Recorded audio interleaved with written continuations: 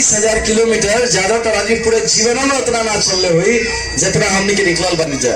29 जुलाई से जन स्वराज पार्टी के संग जुड़ल बानी। पार्टी तो ना जन स्वराज संग जुड़ल रही। घर में ब्याह करे वाला माई बाबू ब्याह करा दिले, लेकिन इन्हें घूमा तारा इन्हें क्या सोचत के मेहरारू के का लड़का बच्चा बहुत है तो कैसे पढ़ाई लिखाई ऐसे में सोच नहीं थे कि उम्मीदवार के आगे बढ़े से अब क्यों नहीं के रोक सकता। जितना यंग लड़का भाई से दूसरा लड़का हमारे संग घूमा था सब इसे जीत ले वाले सब ध्यान वाले सब कि अब की बार बिहार हमने के सुधारिए देख जा। हमने के बाप दादा हतना कष्ट चले हम कष्ट सही हमारे लड़कों कष्ट सही ना हुई भैया। अब की हमने के बिहार सुधारिए देख जा। जितने ही राजनीति करे वाले लोग बालो लोग नचा के फेंक देवे के काम बा।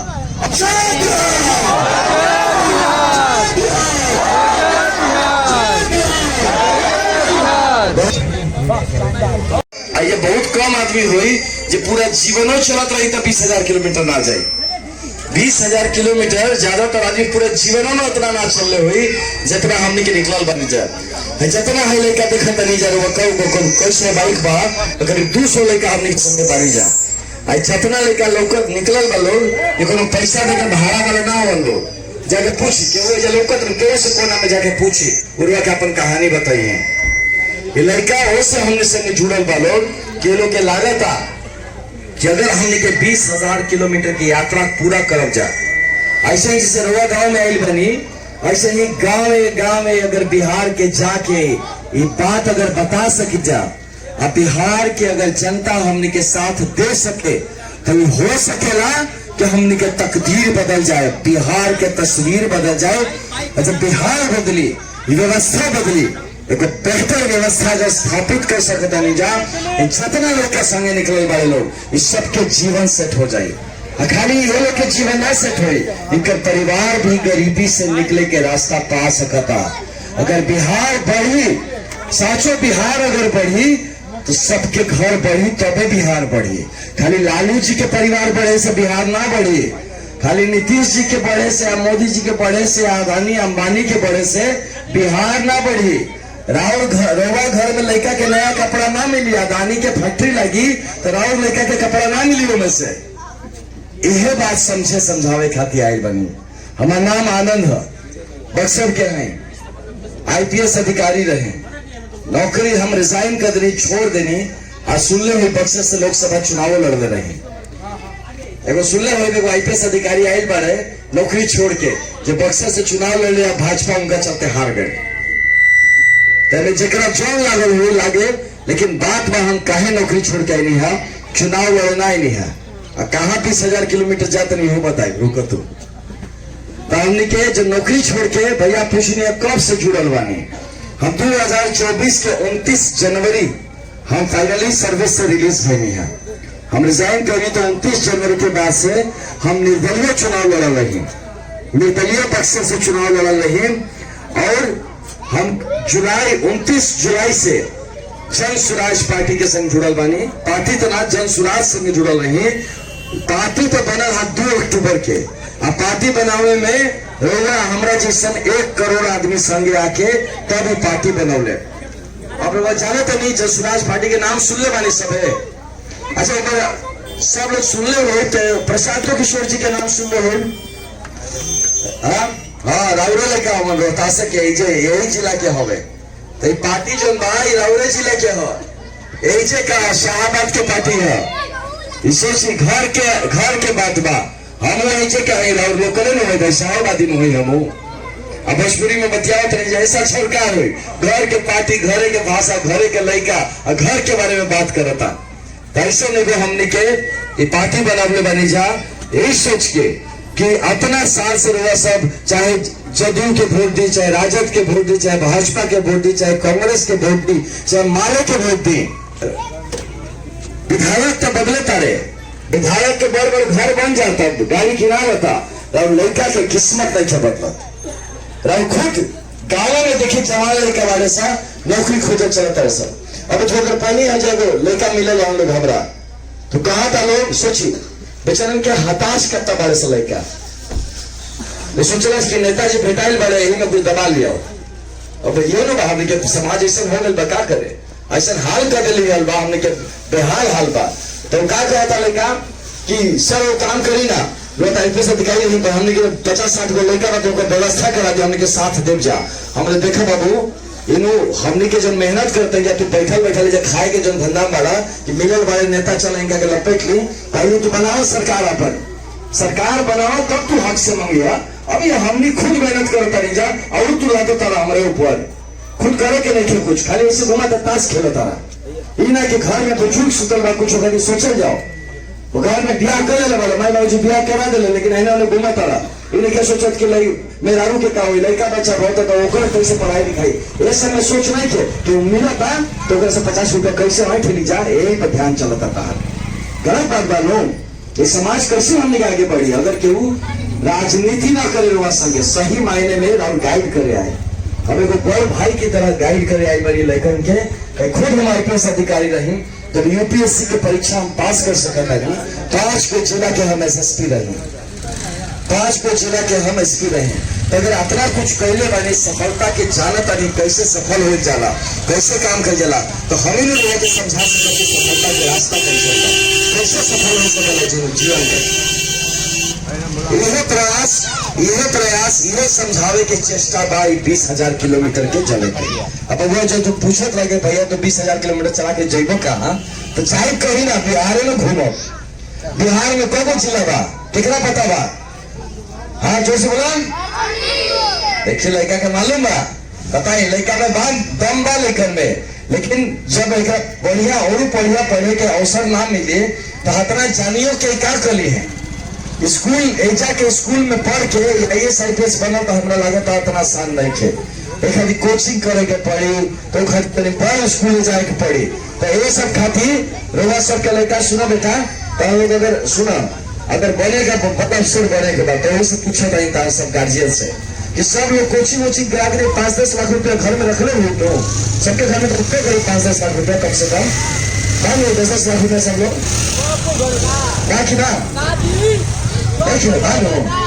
देखिए सही बात है भैया हम से पूछते हैं अगर ये पैसा नहीं थे तो इलेक्शन के किस्मत कैसे बदली ये स्कूल के पढ़ाई से तो ना बदली ये स्कूल के पढ़ाई से तो आईएएस आईपीएस ना बनी ये लिख ली रहा हम खुद आईपीएस बनल बनी उसे हम जानते हैं ये स्कूल के पढ़ाई से ना बनी है तो शिक्षा कैसे सुधरी हो कैसे थी ये बात समझावे खातिर बबुआ 20,000 किलोमीटर जाता नहीं ये बात बतावे खातिर गाँव जाता नहीं जन स्वराज पार्टी जो हमने के बनौले बनी जा एक कोनो मदारी के खेला दिखाने खातिर नहीं बनौले जा हम आईपीएस के नौकरी छोड़ के आई जब मदारी के खेला दिखावे नहीं आए प्रशांत किशोर जी बहुत बड़ा काम करेली करो तो हम पहले वो सब छोड़ के वो टाइम पास करे नहीं बिहार में पैदल चला रहे चंपारण से 2-2 साल से तो उनका थोड़ा टाइम पास करे के टाइम नहीं थे ये सब आदमी सोचने का जब हमने के बिहार बदली इस शिक्षा प्रणाली बदले के पड़ी और से हमने के शिक्षा का भी सोचने बनी जा कि हर प्रखंड में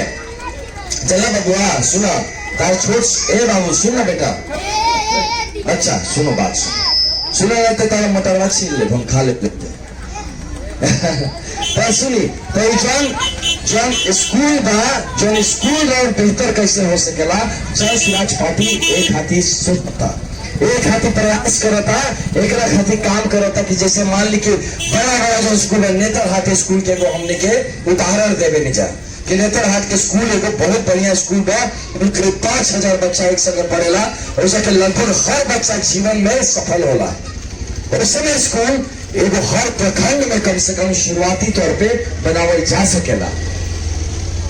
अगर जन स्वराज सरकार में आ जाता जन स्वराज पार्टी के सरकार बनता तो पहला चीज हमने लगा दे हर प्रखंड में उसने स्कूल उसने विद्यालय बनावे शुरू कर जाओ खाली ये ना एक और का थोड़ा दीदी एक बार रुक जाते हैं थोड़ा सा सुन ले दीदी ना तो ध्यान उधर चला जाएगा सुन नहीं पाएंगे ए दीदी ना सुना तो गरीबी से निकले के रास्ता ना लौकी देखो बाद में मत बोलो कि पड़ोसी हमारा अमीर हो गया हम कहीं छूट गई भी तब बताइए ना कि आनंद जी आए बताओ कहीं तो सुनत कहीं ना रहो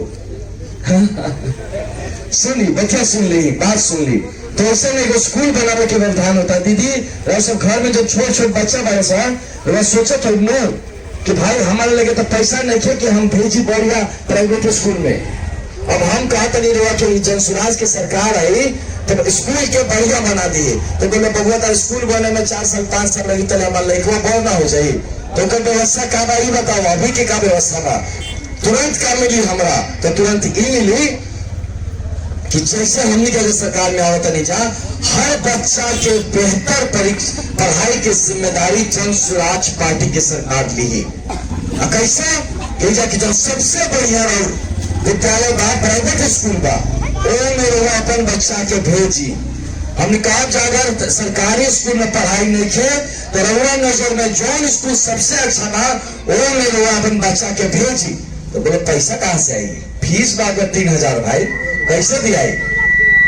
तो ऊपर से यूनिफॉर्म के पैसा अलग लगेला और वो अलग से उनको फीस पाए। 17 रुपया खर्चे कहाँ से आए? तो खर्चा जन स्वराज के सरकार जब आई तो जन स्वराज पार्टी के सरकार ही खर्चा उठाई बच्चों के। ये जब हमने के अच्छा स्कूल नहीं बना दे जा, तब बच्चा के प्राइवेट स्कूल में बेहतर पढ़ाई हुए और फ्री में पढ़ाई हुए, एक व्यवस्था जन स्वराज करिए। यही बताने खातिर रुआ क्या बनी कि कैसे रुआ वोट देने से खाली सरकार ना बदलेला, सही वोट दे तो बच्चा के किस्मत बदल सकता। यह समझावे खातिर आयल बनी कि मुद्दा पे वोट दिया जरूरी बा। जात पे ना, धर्म पे ना, मंदिर मस्जिद पे ना, 5 किलो चावल पे ना, मुर्गा भात मछली भात ए पे ना, दारू के पाउच पर ना। अब की बार जब वोट दिलाई तो क्यों रात के दे गए 1000 1500 2000 रुपया वो पर वोट देनी तो अपन बच्चा के किस्मत बेच देनी। वही दिन रात के रुआ किस्मत बेच देनी और बाद अपने लेनी है घूस वोट देवे खातिर। और बाद चाहे नहीं कि जब हमारे नेतवा आवे तो घूस मत ले, वो ईमानदारी से काम करे, कमीशन मत खाओ। काहे ना खाई? रुआ के कमीशन क्यों ले बाबू? तो रुआ के 1000 रुपया दिली तो लाख रुपया कमाई। तो ये समझी एक दिन डेली राती का 1000 रुपया और 5 साल घूम घूम के ब्लॉक पे जाये ओजा घूस लागी, थाना में जाये ओजा घूस लागी, चौला ऑफिस में जाये ओजा घूस लागी, हॉस्पिटल में जाये ओजा घूस लागी। तब समझ में आए कि 1000 रुपया ले ले रही चुनाव के पहले, अब 5 साल में हमारे से 50,000 रुपया निकलवा ले सब। यही बतावे खातिर आयल बानी, ये समझावे खातिर आयल बानी कि जागी अब रोला सब। कहे खाते हम नौकरी छोड़ के नहीं कि हमारे जीवन तक सेट हो गया IPS बन के, हमारे तो जीवन बड़ बदला रहे, गाड़ी सब हमें लगा गई। लेकिन हमारा अभी गांव में जैसे रउे जैसे सब लोग गरीबी में अभी जूझता। भैया एकदम सही कहले कि पूछने बात 10 लाख रुपया तो कहाँ से हुई? बांटे लगले हमरा के, ठीक कहले कहाँ से हुई भाई? ये तो हमने के लूट खेले बारे सामने के बुझातो नहीं खे। यही बतावे बन के शिक्षा जब ले बेहतर ना करब, जितना जवान भाई लोग बानी जा, माई बानी जा, बच्चा छोट बुढ़ापा के अपन खराब करे की जिम्मेदार रुआ खुद रहब। अगर बच्चा अच्छा से नहीं के पढ़ब, हम अच्छा से पढ़ गई नहीं, हमारे जब अच्छा सैलरी आने लगल तो हम जब माई से मिली, जब कभी माई के देखी कहीं कुछ जरूरत तो माई के जाकर 20,000 रुपया हाथ में धरा दी। ऐसा ही 20,000 रुपया दी भाई, 2 लाख सैलरी का 20,000 दे नहीं सकत, दे देते रहे कि हमारी बात पैसा हम क्या करोगे इतना पैसा, इतना हमें जरूरत नहीं है। तो कैसे भाई कहा कि हमारे माई हमरा के पढ़े खातिर खेल के पढ़े हमरा के सूते ना दे, पढ़ ठीक से, अच्छा से पढ़, अच्छा जगह पढ़, हमने के ना खाना खाए चल लेकिन पेट काट के तोरा के पढ़ाई। अब पढ़ गए लड़का तो हमारे घर के किस्मत बदल गई। यही से कहा था नहीं पढ़ावा जरूरी बा। या घूम घूम मटर खाता लड़का और वो बुझात नहीं खे 10 रुपया दे देनी सोचल लड़का खुश बा, हम खुश बनी। जब बड़ हो जाए रुआ बूढ़ हो जाए तब समझ में आए कि बुढ़ापा के सहारा जो रहल वो बुढ़ापा में रुआ खातिर बोझ हो जाए और रुआ ओकरा खातिर बोझ हो जाए। ये बात समझी जितना जवान माई बाप बानी जा, एक खातिर बच्चा के पढ़ावल बहुत जरूरी बा। दूसर का बात जो हमने के जवान लड़का बा लोग, सब लोग जाता नौकरी करे, बहरी जाता, गुजरात पंजाब जाता लोग नौकरी करे। काहे ऐसा व्यवस्था नहीं हो सकता, लेकिन काहे नहीं क्यों होता? बोले वोट तो देते बानी, नेता तो बनाते बानी, तब नहीं क्यों होत? काहे कि ऐसा जो नेता बनावत नहीं, जो भ्रष्टाचार में लिप्त सरकार बनावत नहीं, वो कमीशन खोरी में खत्म कर देता सब पैसा। रावलो ऐसा के काम रही, लेकिन कॉन्ट्रैक्ट केकरा मिली? गुजरात वाला की मिली, और बिहार के कंपनी के ना मिली काम, बहरी वाला कंपनी काम मिली। और बेटा चाहिए उनका कंपनी में उनका बिल में काम करे खाती। तो ये भ्रष्टाचार से युक्त जो सरकार वो बनोने बानी, कहाँ से अब लड़का के काम मिली? यही से जन स्वराज पार्टी चाहता कि रौरा लड़का बच्चा के रौरा जिला में रौरा जगह पर कम से कम 10, 12, 15 हजार के नौकरी के रोजगार के आयोजन ऐसे करके हमने के देख जा। ये हमने वचन ले मानी जा खुद से कि अगर जन स्वराज के सरकार आ गई नवंबर में तो जौन जौन घर के सामान बहरी गईल बा लोग काम करे खातिर वो जब वापस आवत लोग जा तब की छठ पूजा के बाद एक को सामान वापस बहरी ना जाई, ऐसे रही ऐसे काम मिली ऐसे दवा खातिर घर के चलावे खातिर 10, 12, 15 हजार की नौकरी ऐसे व्यवस्था करके दिया जाए। ये जन स्वराज कर चाहता। तीसरा जो है बहुत इंपॉर्टेंट बात बहुत जरूरी बात जितना महिला बानी जरूर सुनी और जितना पुरुष बानी जरूर और ज्यादा सुनी ध्यान से। तो जन स्वराज के सरकार आवे पर फैसला कैले बानी जा हमने के कि महिला के हाथ में पूंजी पहुंचावल। जैसे लोन ले बनी तो भाई अभी जाने जैसे लेवे खातिर तो 2% मासिक लोन पे मिलेला। माने रुआ अगर 1 लाख रुपए ले लेनी तो 2000 महीना में देवे पड़ी, 5 लाख ले लेनी तो 10,000 देवे पड़ी महीना में। तो यह चीज के जोड़ के कम और ब्याज दर के कम करके रुआ हाथ में पैसा पहुंचावल चाहता रही जा। काहे सुनी तो अगर आप रुआ हमनी के सरकार आने के बाद अगर रुआ पैसा चाहिए, पूंजी चाहिए और 5 लाख के मान ली रुआ लोन लिया चाहता नहीं तो 5 लाख रुपए के पहुंचावा जाए सबसे कम 4% के ब्याज सालाना पर। मैंने महीना में 1,500 रुपया भी ना लगे। 5 लाख पे कहता नहीं, 1 लाख ना और पैसा पे 1,500 का रुपया ब्याज देता नहीं और 5 लाख के डाउन पेमेंट करके घर के लड़का और घर के आदमी एगो बोलेरो निकाल सकता लोग, एगो गाड़ी खरीद सकता लोग और लगा दी लोग के काम पर तो हर महीना और गाड़ी 30, 40, 50 हजार रुपए ले कमा के दी। और गाड़ी की EMI देवे के बाद और घर 30,000 रुपए कम से कम बाची। सोची लोग हाथ के मजबूत करे के चेष्टा करता जन स्वराज पार्टी लोग के भीख देवे के नहीं करत क्या हो तू 2,000 रुपए ले ला अब हमने के वोट दे दो करवा तू 5 साल झक मारा हम जाके राजा बनब। राहुल हाथ मजबूत करे के चेष्टा करता। महिला के हाथ में पूंजी आई तो महिला हो सकेला रुआ अपने काम करे चाहब, अपन रुआ हो सकेला फैक्ट्री लगावे चाहब, अपन एगो छोट से चली पापड़ बनावे के लगा दे सिस्टम, वो अचार बनावे के सिस्टम खड़ा कर सकेनी, एगो राइस मिल छोड़ चुकी खड़ा कर सकेनी, तेल के मिल चालू कर सकेनी। बहुत सी जगह हाथ में पैसा आई तो बहुत कर सकेनी। रहुआ ना तो वो पैसा से घर के लड़का घर के सामान मर्द वो कर सकेले काम। ऐसा व्यवस्था करे के कोशिश करता जन स्वराज पार्टी। और बाद जो बुजुर्ग बानी जा वो जो 400 रुपया के भीख मिलता, भीख काहे कहता नहीं कि जब मन करे मिलेला ना मन करे ना मिलेला ये नहीं बा। 400 रुपया के चाहे वृद्धा पेंशन के कार्ड बनावे तो करोड़ बनावे के 3-4 हजार रुपया ले बेला लोग। यह तुरे के बा ऐसा तुरे के बा कि कम से कम हमने के बुजुर्ग के एक सम्मान राशि कम से कम 2,000 रुपया के सम्मान राशि मिले शुरू हो जाए। नवंबर में सरकार बने तो दिसंबर से हर बुजुर्ग के कम से कम 2,000 रुपया उनका घरे उनका हाथ में पहुंचे। यही प्रयत्न करता, यही प्रयास करता जन स्वराज पार्टी। यही बतावे खातिर 20,000 किलोमीटर जाता नहीं जा और जाता नहीं जा 20,000 किलोमीटर बतावे खातिर जे हमने के किसान भाई लोग बालो हमने के किसान भाई बाबा जाके पंजाब में गुजरात में हरियाणा में वैसा के किसान के और बड़ा बना दी हलबा लोग हरियाली हरित क्रांति ले दी हलबा वैसा। अपन खेत में देखी का हालत बा कि अपना खेत में काम करके 2 वक्त के खाना हो जाए, जुगाड़ खाए के व्यवस्था हो जाए, वो बहुत बा। खेती से खाए के व्यवस्था बा, कमाए के व्यवस्था नहीं खे।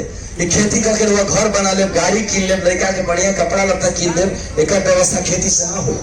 ये खेती कैसे मजबूत हो सकता, कैसे हमारे किसान के हाथ में पूंजी आ सकता, किसान के हाथ में मशीन टेक्नोलॉजी आ सकता, हमने के किसान के कैसे बेहतर उनकर मार्केट के व्यवस्था करा सकते हैं कि उनका जन खेती के उपज होकर बेहतर पैसा मिल सके। ये प्रयास करे निकल बा जन स्वराज पार्टी। यही बताए खातिर 20,000 किलोमीटर हमने के जाता नहीं जाए।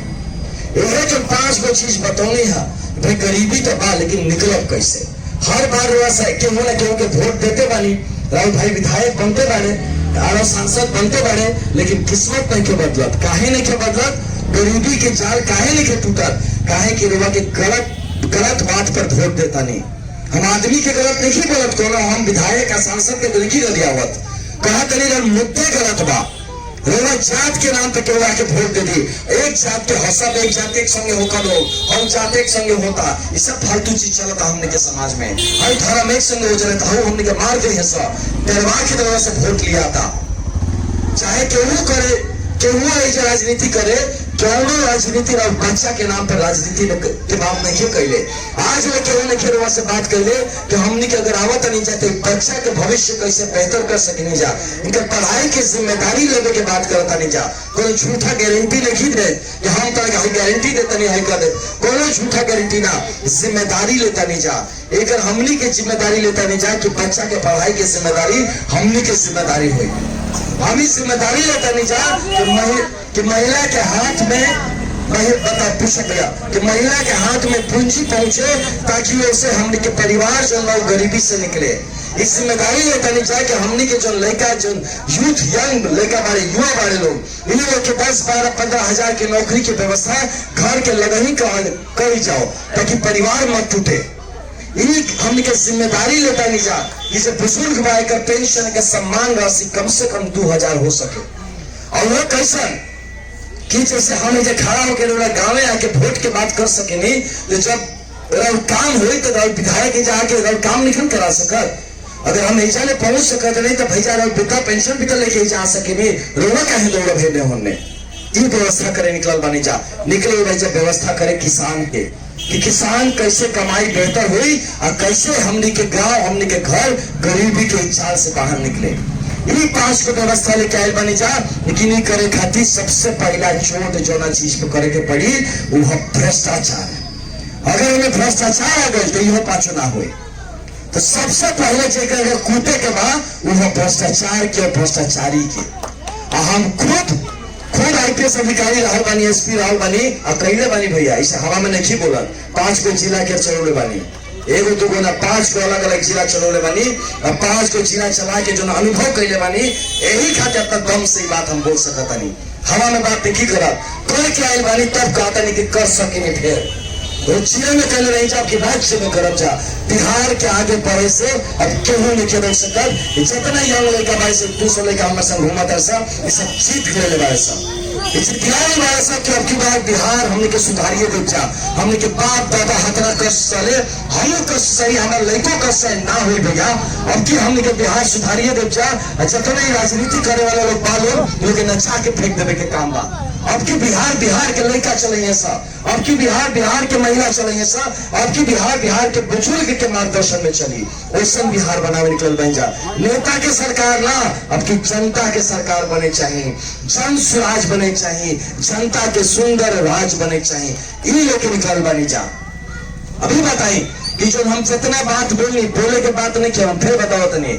हमारा नाम आनंद है, IPS अधिकारी रही, SP रही। अभी सब छोड़ के हमें जमादारी के खेला देखी करे आई कि रुआ के थपड़ी पिटवा के खुश हो जाए थपड़ी पीटा। हम अभी आराम से का पर ये सब करके गमछी लटका के अब बुलेट चला के 20,000 किलोमीटर जाए के बंगला में बैठल रहती घंटी बजेती चाय आ जाती हम रखती घंटी बजाई में जौन काम हो जाए घंटी बजा जूता पुलिस करके रख दी और वो सब छोड़ के हम ऐसा घूमता नहीं। तो सोचे कि बात कितना गंभीर बा।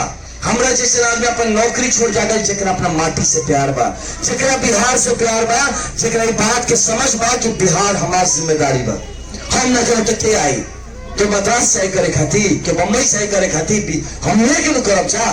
आज आके हमरा से बोल सके नहीं हम कि हमनी के देखी राउरे गांव के राउरे घर के जे कोनार के हमन प्रशांत भैया प्रशांत किशोर जी बाने जो पाठिया बनौले ये कोनार गांव बा जे लगा रोहतासे में बा। हां यही जे लगाई बा तेजे के हवन आ राउर घर के पार्टी हो राउर घर के लड़का हमन सा हम घर से बात के भोजपुरी में बतियावत नहीं जा। हमनी के अगर ना सपोर्ट करब केकरा के सपोर्ट करब और क्या करी और कार हुआ के छाती फाड़ के दिखावा जाओ कि हमने क्या अपन बिहार खातिर काम करे आयल बनी जा। अपने पहला 35 साल लेकर वो ठागन के वोट दे के राजा बनाओ तारी। अब राव राजा बने के टाइम आयल बा तो दिमाग के कहीं कंफ्यूजन नहीं क्यों होके देवे के ये बात लेके आयल बनी। अब रेवा सबका अगर लागत था अगर हमारा बात समझ में आयल बा अगर लागत था तो हम यहाँ से बोलब सरकारा खातिर।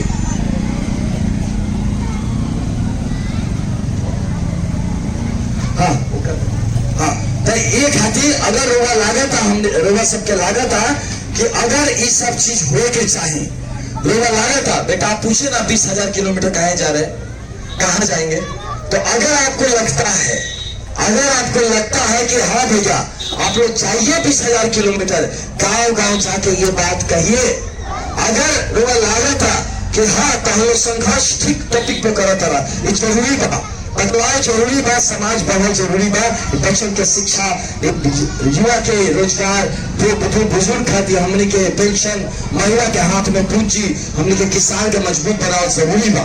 अगर सच में लगे तरह सबके तो हम लोग के बोलब जयकारा लगावे के, केकर जयकारा? जनस्वास्थ्य के ना, कभी ना, ये गलती नहीं करे के, ये सब करके बर्बाद भइल बनी जरूर सब।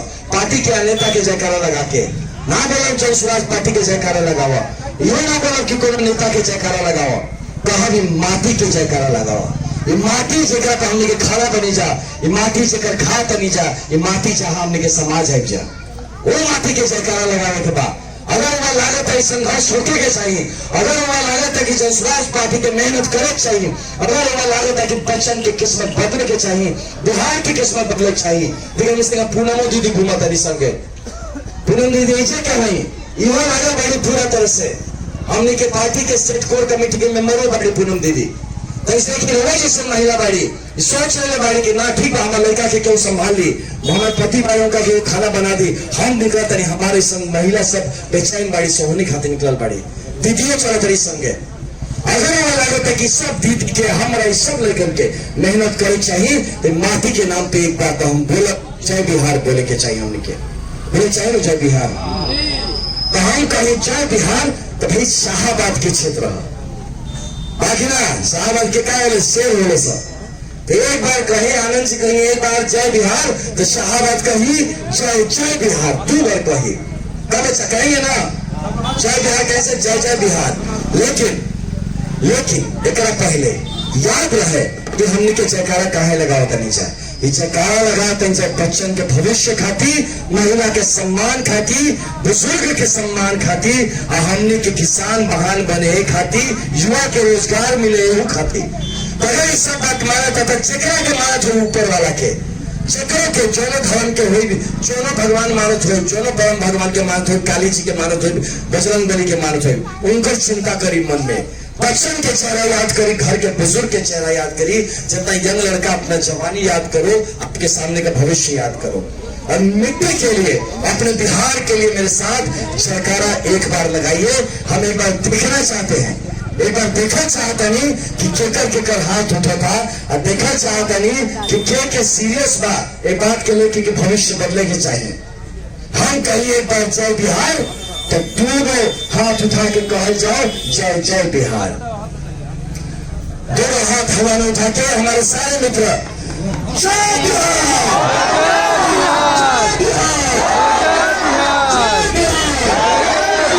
बहुत धन्यवाद। अब हम रुआ के जयकारा लगा के नेतागिरी ना कहनी है, हम चेक कहनी है, क्या चेक कहनी है कि बोलने है कि ऊपर वाला देखा था, और तब में कुछ आदमी बाजे कर अपने बच्चा के चिंता नहीं खे, ऊपर वाला देखा था तब में आदमी बाजे कर चिंता नहीं कि घर के बुजुर्ग के क्या हो, ऊपर वाला देखा था तब में चिंता नहीं कि महिला के सम्मान चाहिए कि ना चाहिए, ऊपर वाला देखा तब चिंता नहीं कि हमारे खेत में खेती बढ़िया होने के चाहिए कि ना चाहिए। तो अब क्यों बार देख ली, सीधा कनेक्शन ऊपर के साथ करी, अपने मन से वचन ली, ऊपर वाले साथ कनेक्ट करी, अपने माटी खातिर, बच्चन खातिर, महिला खातिर, बुजुर्ग खातिर, किसान खातिर, युवा खातिर, बिहार खातिर जय बिहार कहीं। एक को हाथ नीचे, बेटा आप भी उठाना हाथ, तो पाप लागी जान जी है। हाँ तो सब लोग उठाएंगे हाथ और जय बिहार कहें तो जय जय बिहार हो, हम भी उठाएंगे तो हम लोग पाप लगे। जय बिहार,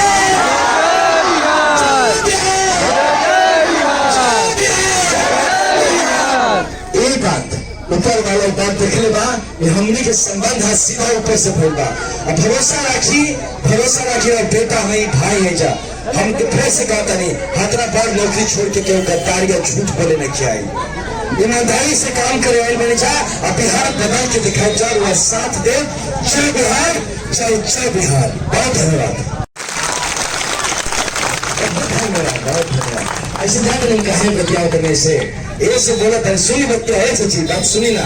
ए दीदी हमारे बता सुन ली, गाँव ही बानी बाग में बैठ के बतिया ले संगे, गाँव ही नहीं रहे नहीं लेकिन बतिया ले भी बैठ के कहीं ऐसे हम बात कही है सबसे एकदम अपन जैसा, ताकि हम अपना घरे बानी, हमारा ये लागल कि हम घरे बानी, हमारे चाची खड़े बाड़ी में, हमारे भैया खड़ा बाड़े, बड़ भाई खड़ा बाड़े, हमारे चाचा बाड़े, बाबा बाड़े।